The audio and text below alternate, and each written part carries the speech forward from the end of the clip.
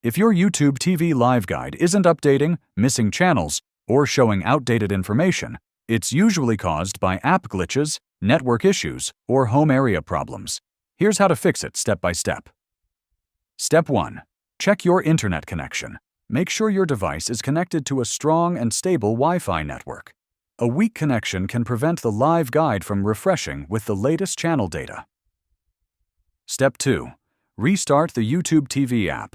Fully close the app on your smart TV, Fire Stick, Roku, or mobile device, then reopen it. A fresh launch often forces the live guide to reload with updated information. Step 3. Verify your home area. Open your profile, go to Settings, select Area, then Home Area. Ensure your home area is set to your current location.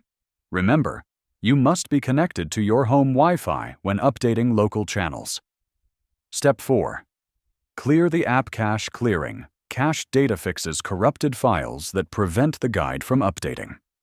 Android TV, Fire Stick, open Settings, go to Apps, select YouTube TV, and clear the cache.